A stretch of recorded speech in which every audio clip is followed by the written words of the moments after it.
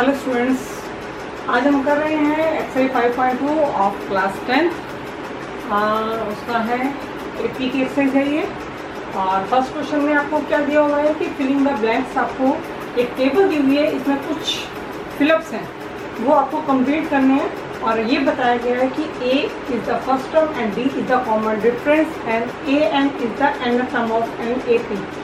ए N means last term, जो भी आपको सीरीज दी हुई है, जो ए पी दी हुई है, जो भी उसकी लास्ट टर्म होगी, चाहे वो 5th टर्म हो, चाहे 10th हो, चाहे 20th हो, चाहे 100th हो, कोई भी टर्म होगी, तो जो भी लास्ट नंबर होगा वो आपका ए एन कहलाता है।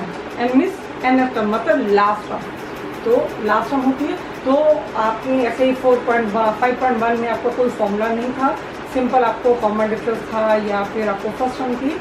लेकिन अब यहाँ पे आपको ए एन निकालना है या ए एन दिया भी हो सकता है, कभी ए निकालना होगा, कभी डी निकालना होगा। तो आपको ये फॉर्मूला है इस एक्सरसाइज का, जो मेन इसी एक्सरसाइज के ऊपर बेस्ड है, और वो है आपका ए एन निकालने का एक फॉर्मूला है आपके पास, और वो होता है ए प्लस एन माइनस 1 इंटू में डी। ये आपका ए एन निकालने का फॉर्मूला होता है कि जो आपको लास्ट टर्म बताता है, ठीक है। तो इसी फॉर्मूले को बेस रखेंगे आप, और ये ऐसे पूरी की पूरी करनी है आपको। तो अब हम सबसे पहले आपका है ये इस टेबल को पूरा करना है। टेबल में ये आपके पास फर्स्ट टर्म दिया रखा है, ये सेकंड टर्म, सॉरी ये डी है, ये एन दिया हुआ है। एन मतलब जो लास्ट का नंबर होगा, लास्ट की टर्म होगी, और ये है एन मतलब जितनी भी टर्म्स हैं उनका जो आंसर होगा, मतलब जो लास्ट का जो टर्म होगी उसका आंसर क्या होगा, यानी लास्ट की टर्म क्या होगी, ये वो ए एन दिया हुआ है। तो लेट्स फाइंड आउट। देखते हैं क्वेश्चन नंबर पार्ट 1 से स्टार्ट करते हैं। पार्ट 1 में क्या आपके पास ए दिया हुआ है 7, डी दिया हुआ 3, एन है 8 और ए एन है। तो आप सबके अंदर सिर्फ आपको एक ध्यान है कि यही फॉर्मूला यूज करना, कुछ नहीं करना। तो a N equal to A plus N minus 1 into में डी। आपके पास ए एन इसमें नहीं है, तो आप ए एन का ए एन ही रखेंगे। ए है आपके पास इसमें 7 है, प्लस क्योंकि और जो एन मान में 8 यानी 8 टर्म है इसमें, यानी एन की वैल्यू है इसमें 8, तो ये हो गया 8 माइनस 1, और डी है आपके पास 3 इंटू में 3, तो 7 प्लस 8 में से बन गया 7, 7 3 द 21, तो यानी 8 आपके पास क्या आ जाएगा 28 आ गया। क्लियर? यानी 8th टर्म जो है, जैसे फर्स्ट टर्म आपके पास 7 है, ऐसे अगर डिफरेंस आप इसके अंदर ऐड करते जाएंगे तो नेक्स्ट टर्म आएगी। डिफरेंस 3 है तो 7 में 3 प्लस करेंगे 10 आ जाएगा, यानी सेकंड टर्म होगी आपके पास 10। ऐसे 10 में 3 प्लस करेंगे 13, 13 में 3 प्लस करेंगे 16, तो ऐसे ऐसे टर्म्स बढ़ती जाती हैं। तो 8th नंबर की जो टर्म है वो है आपके पास 28, ठीक है। अब हम इससे करते हैं सेकेंड पार्ट। इसमें क्या है, सेम फॉर्मूला आपको यही यूज करना है, फॉर्मूले में कोई चेंज नहीं होगा। हाँ, ये हो सकता है कि अगर आपको पता है एन कितना है तो आप डायरेक्ट लिख सकते हैं, क्योंकि आपने देखा कि जितनी भी टर्म थी उसमें से आपको एक 1 माइनस करने का है। आप चाहो तो ये लिख सकते हो, और जब पता होगा तो, और जैसे मुझे एन इसमें मालूम है एन है 10 है मेरे पास, तो मैं डायरेक्ट लिख सकती थी यहाँ पे A 10 equal to A plus 9 D लिख सकती हूँ, डायरेक्ट लिख सकती हूँ मैं आपको, ठीक है। चाहो तो इसी फॉर्मूला लिखो, तो जो आपकी ऑप्शन है जैसे मर्जी कर सकते हो। अब इसमें से मेरे पास क्या क्या वैल्यू दे रखी है, एन 10 मैंने यूज कर लिया है, ए मेरे पास है -18 प्लस 9, डी मेरे पास नहीं है तो एज इट इज रहेगा, और जो लास्ट टर्म है वो मेरे पास क्या है 0 है, तो ऑब्वियस है ये -18 इस साइड जाएगा, तो ये हो जाएगा 0 plus 18 is equal to 18।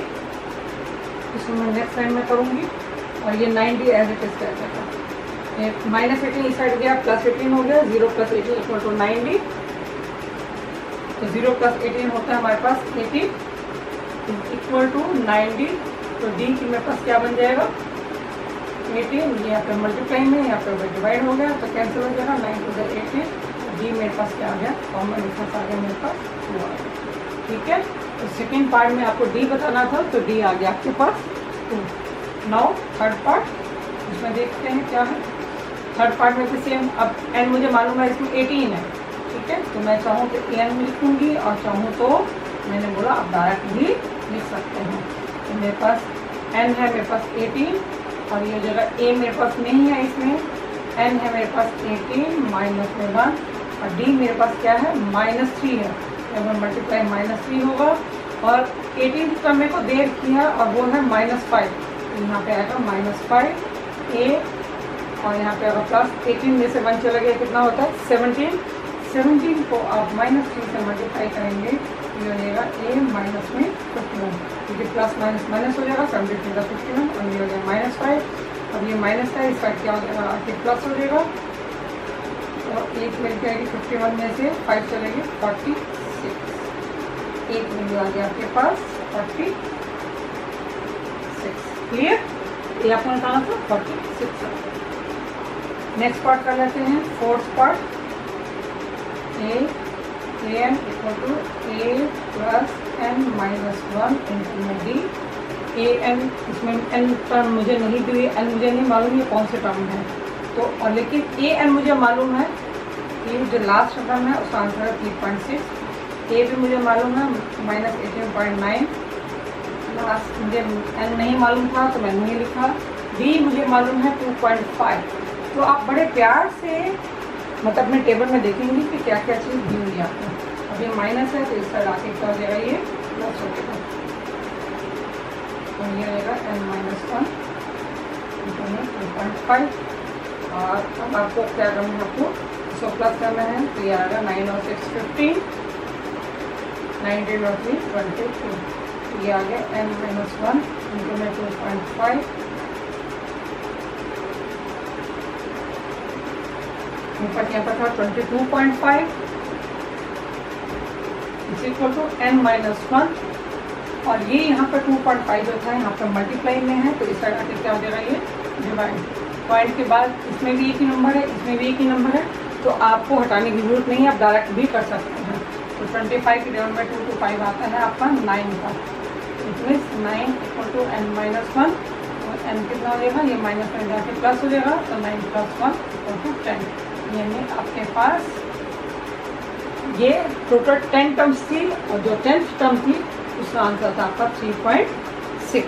Clear, सिर्फ सब में आपको देखो, आप एक ही चीज़ में कर रही हूँ, कोई नया डिफर नहीं है, सब में एक ही चीज़ है, एक ही फॉर्मूले को यूज़ किया जा रहा है, कोई भी नया फॉर्मूला मैंने यूज़ नहीं किया है।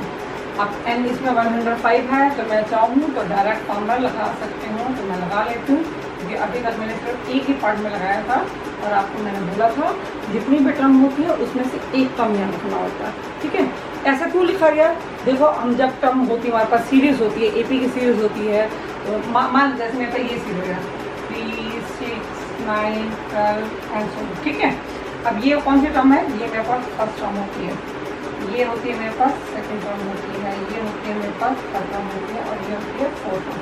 अगर आपको फिफ्थ टर्म निकालनी होगी तो आप क्या करेंगे, a + 4d करेंगे, यानी या फिर आप करेंगे a4 में आप d को प्लस करेंगे। ठीक है, आपने जब लास्ट सेक्शन में ये किया, a4 जो लास्ट टर्म है आपकी फिफ्थ टर्म निकालनी है, तो उससे पहला टर्म क्या होगी, फोर्थ टर्म है, तो उस फोर्थ टर्म में आपको d को प्लस करना है, यानी एक कम लेना उससे।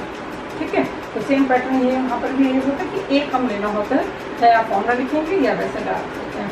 अब a105 मेरे पास क्या है, a105 मेरे पास नहीं दिया है, मुझे निकालना है, तो इट मीन्स ये एडिटिव रहेगा।